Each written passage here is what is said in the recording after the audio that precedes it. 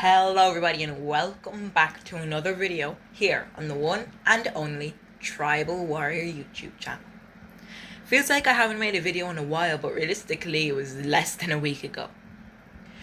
Speaking of less than a week ago, my last video was my Saturday night's main event, May 2025 predictions. And in today's video, we will be also talking about Saturday night's main event. Now, of course, we know WWE brought back this PLE a couple of months ago. It's not really classified as a PLE, although it kind of has PLE matches, PLE stakes, PLE vibe. And in my opinion, it was a great show. As you see by the thumbnail and as you see by the title, we are going to take a look at everything that went down 6 days ago at Saturday night's main event. So of course, WWE have Saturday night's main event every quarter of the year. This time of year, we had it in January. Now, we just had another one in May. We will also be talking about the next Saturday night's main event. We will talk about all matches that went down on this show. We will be talking about some PLE announcements. And also, talking about my last video, when I predicted this match card, we'll also talk about what predictions I got correct and what predictions I got incorrect. So with that being said, ladies and gentlemen, welcome back to another video. Happy you're all here today watching. And yeah, just really sit back, relax, and listen and watch to my thoughts and opinions on WWE May 2025 Saturday night's main event, thoughts and opinions. So, last Saturday, to kick off WWE Saturday night's main event, Seth Rollins and Bron Breakker secured a debatable victory over CM Punk and Sami Zayn, thanks to the unexpected return and interference of Bronson Reed. The match was a high-stakes tag team match as Sami Zayn gained momentum and prepared to use his finishing move on Bron Breakker. However, WWE Hall of Famer Paul Heyman, who was present at ringside, intervened by grabbing Zayn's leg, disrupting his timing and distracting the referee. Seizing this opportunity, Bronson Reed emerged from the crowd, making his first appearance since the 2024 Survivor Series. He forcefully drove CM Punk into the barricade near the Timekeeper's area. This allowed Breakker to deliver a huge spear to Sami Zayn, securing the pinfall victory for his team. So this is obviously huge for this faction. Of course, we did see Bronson Reed getting involved in this match, and right away when he did return, I was like, oh my god, he's back, yay. I was kind of shocked because it was really unexpected. However, I was not expecting for him to join this faction. Like, he basically returned and I was like, oh my god, yeah. And then he got into the ring and then I realized, oh my god, is he this new member to this group? And then when it clicked to me, he might actually be.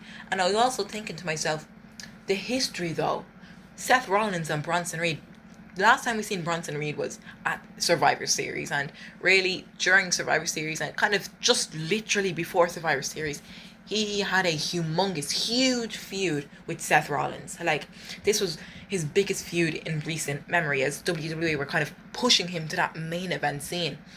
And yeah, he was feuding with Seth, and yeah, it was kind of shocking to see literally this happen. So Bronson Reed and Seth Rollins hugged, and it made official that these are like now faction. Bronson Reed's in the group. Oh my goodness. We seen on Monday Night Raw that Bronson Reed was kind of like a J&J security with Bron Breakker just guarding Seth Rollins. And yeah, it's really interesting to see this, and I'm really curious to see where this feud goes. Like, how does it happen? What is WWE going to do with Bronson Reed in this character? Is he still going to get that momentum? Because technically he is in this main event scene now. He's really that big superstar, and I'm really excited to see what WWE can do, because Bronson Reed, such a great superstar, such a great athlete, and he's honestly just a future WWE Hall of Famer. The amount of things he's done with WWE since he first signed, especially in NXT in recent memory, in that Survivor Series. The only reason we didn't see him for a while is because he put his life on the line to entertain us as he jumped off that big, huge War Games structure, and obviously, what was it, breaking his foot or something, obviously injuring him for a couple of months. And he done that for us watching at home, us in the crowd, to entertain us. So yeah, Bronson Reed has done so much. Huge feud with Braun Strowman, and of course, as I mentioned, Seth Rollins. So yeah, Bronson Reed has returned during this match as Braun Breaker and Seth Rollins beat CM Punk and Sami Zayn. So yes, as you see in front of you, we have Zelina Vega. But before we get in to this match, I just wanted to mention, I already mentioned that I'm going to discuss my predictions too, and I might as well do it while I'm going through the match. So just to point out the fact that in the last match I just discussed, which was the Sami Zayn and CM Punk versus Braun Breaker and Seth Rollins match, I got that match correct. I got the correct prediction, as I did predict Seth Rollins and Braun Breaker to win that match. Now, sorry for taking that moment away there. Let's actually get back to what you see in front of you. Zelina Vega retains her United States champion over Chelsea Green. So yes, the second match of the night came when Zelina Vega successfully defended her United States Women's Championship against Chelsea Green in a short contested match. So, of course, we've seen what the kind of hate has been said online about, oh, this match was extremely short, WWE are giving short time to women, and I'm not arguing against this.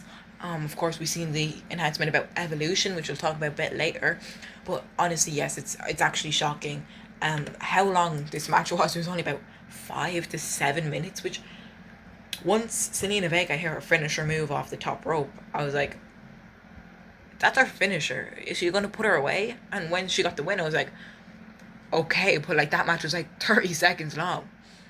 But yeah, anyways, Chelsea Green, she used the inaugural, which means first ever, Women's United States Championship as she entered this match in Tampa, determined to reclaim her title. She dominated the early stages of the match, utilizing her technical powers and delivering powerful power bombs to Vega outside the ring. Despite Green's alliance, Piper Niven and Alba Fire, the Secret Service, at ringside, Green couldn't capitalize fully on her advantage.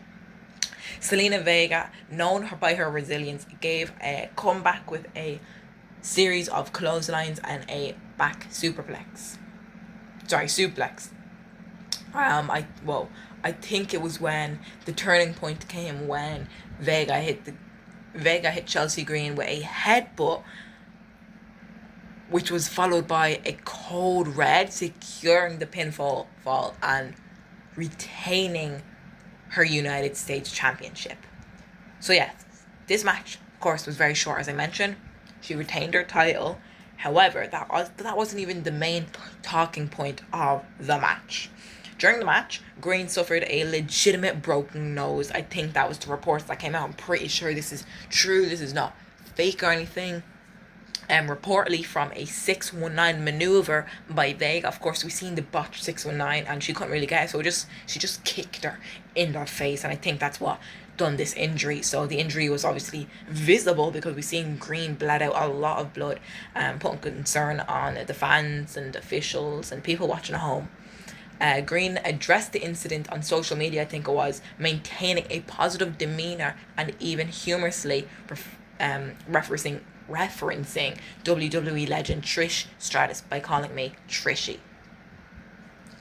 So yes, hope Chelsea's okay. I don't know if we'll see her tonight on SmackDown. She'll probably have that broken nose Cody Rhodes mask, if you know what the one I'm talking about. But yeah, hope she's okay. Hopefully it's nothing too serious.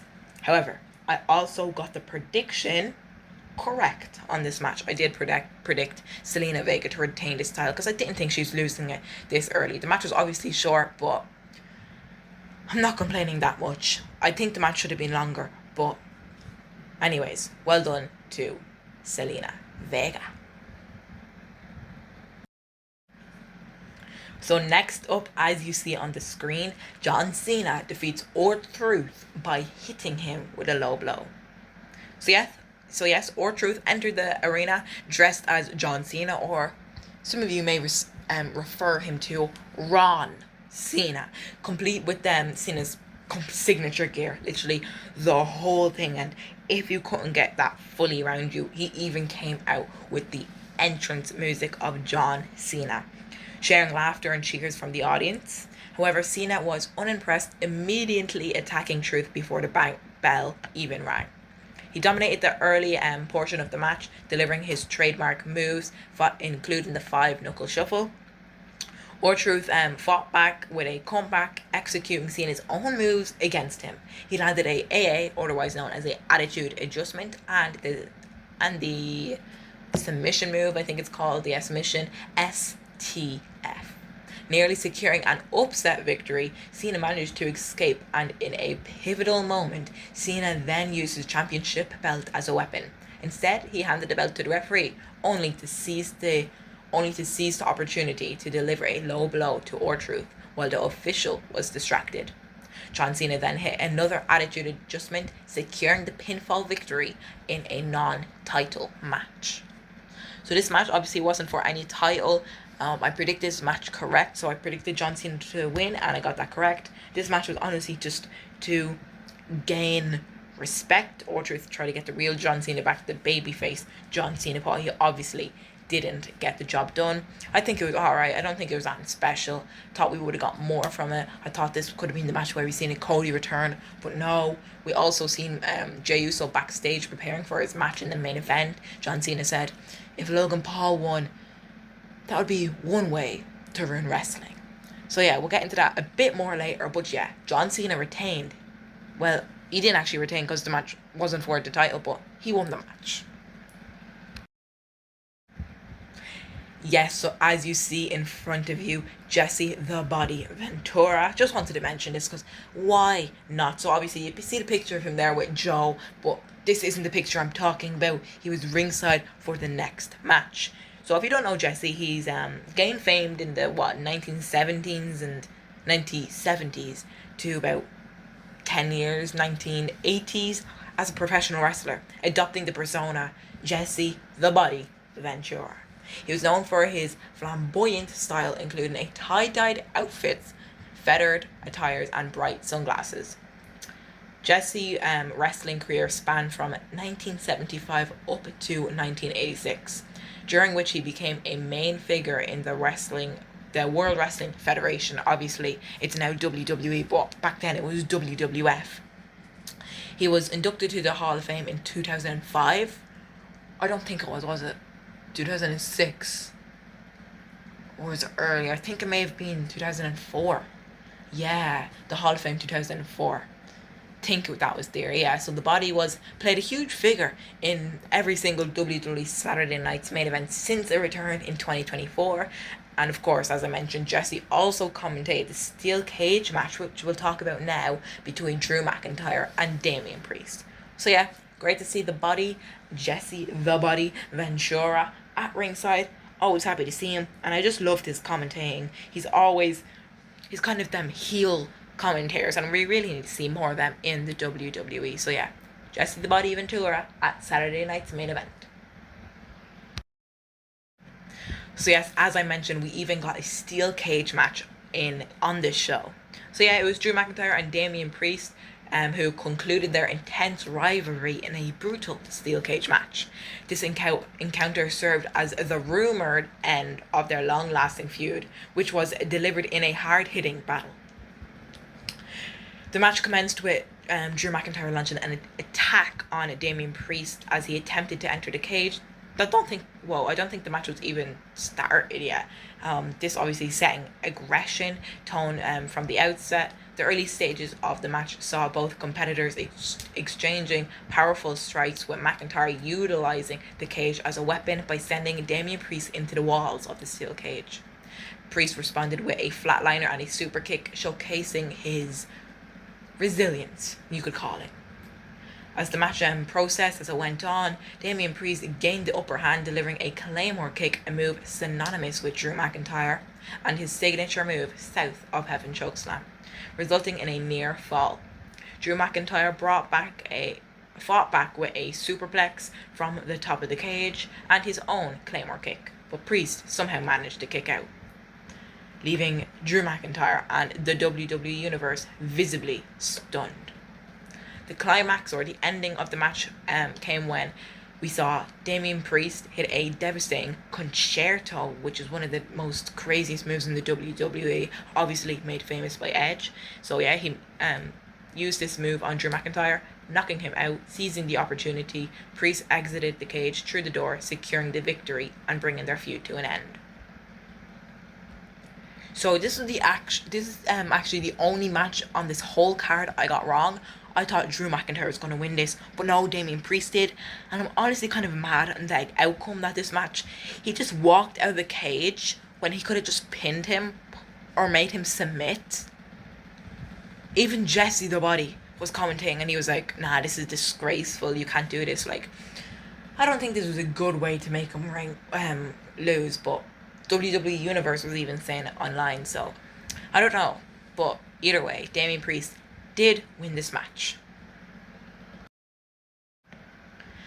So we're going to step away from the wrestling part. Well, the match part, of course. This is still wrestling news. I just want to talk about something, as WWE announced this during the show just after this match. So yes, as I mentioned, WWE announces a match between Okay. By the way, before I continue with this name, WWE Worlds Collide is coming up. Mexican wrestlers are going to be on the show from AAA Wrestling. I don't know how to pronounce their name, so do not blame me if I get it wrong. I am sorry if I do. Obviously, I'm not trying to say it wrong. But anyways, El Hijo del Vikingo. Vikingo. I think I'm saying Vikingo, right? Or Vinkingo. No, it's Vikingo. It has to be Vikingo. I'm just going to call him Vikingo. But anyways, WWE announced a match between Vikingo and Chad Gable at WWE XAAA Worlds Collide this June. If you don't know, Vikingo, he's a significant Mexican professional wrestler, renowned really for his high-flying style and his significant achievements in lucha libre.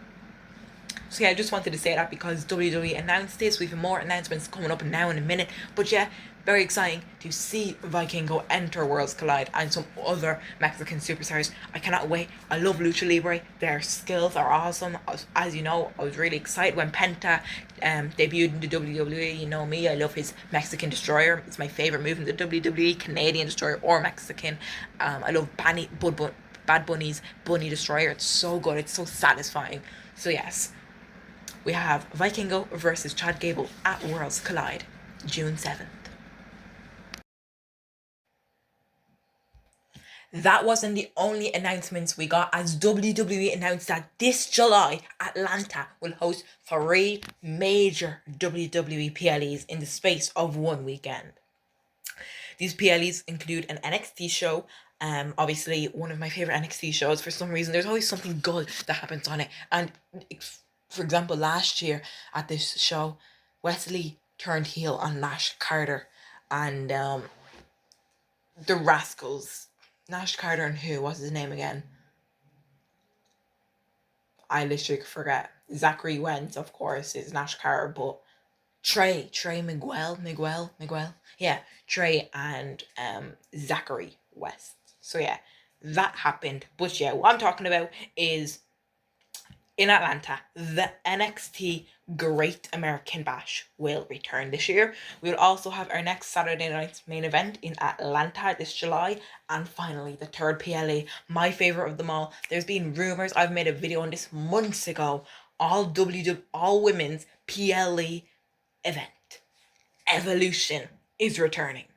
In case you don't know what Evolution is, WWE Evolution was a groundbreaking wrestling event held on October 28th, 2018 in New York.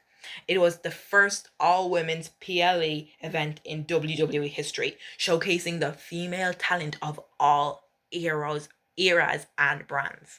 This year, WWE will return this PLE with some big names on the show, potentially like Rhea Ripley, Jordan Grace, and Julia, and maybe even more. We may even see Evolve superstars, potentially even TNA superstars. You don't know how excited I am for this, because this show is guaranteed to be this year's potential show of the year. I think it's July 13th. It's actually even going to be on a Sunday, as we'll have Saturday night's main event and the Great American Bash on the Saturday. So yeah, very excited for this. It's going to be awesome. It's going to be great. I am certainly excited. Now finally, back to our matches. And this match was our main event. Jey Uso successfully defended his World Heavyweight Championship against Logan Paul in the main event. Logan Paul showcased his athleticism early on in the match, hitting a series of high-impact moves that kept Jey Uso on the fence. Midway through the match, John Cena made a surprise appearance, attempting to assist Logan Paul to ruin wrestling. His interference added an unexpected twist to the match. I'm waffling right now.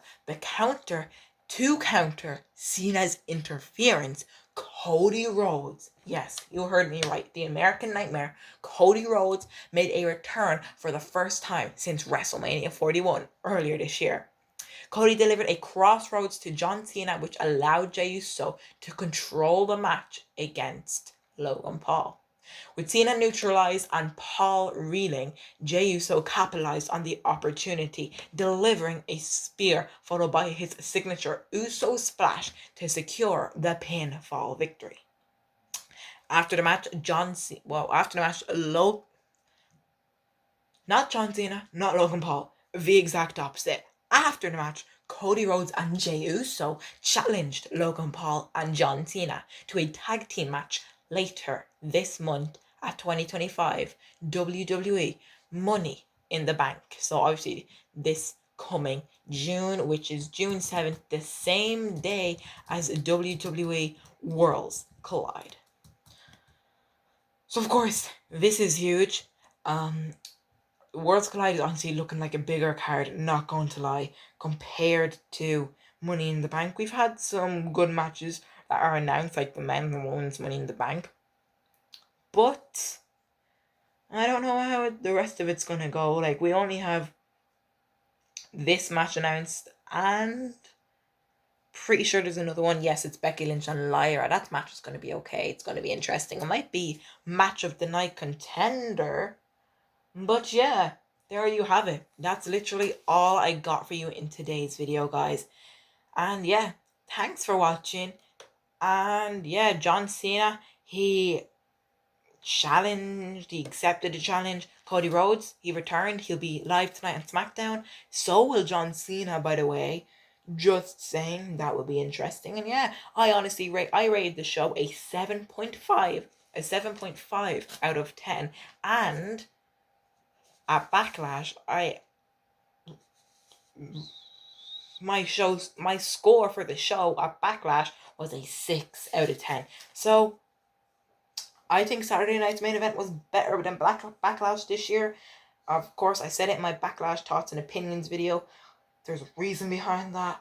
But yeah, you can watch that to find out. And yeah, guys, I'm going to shut up now after this long enough video. You're probably annoyed listening to me, annoyed to listening to me waffle every second.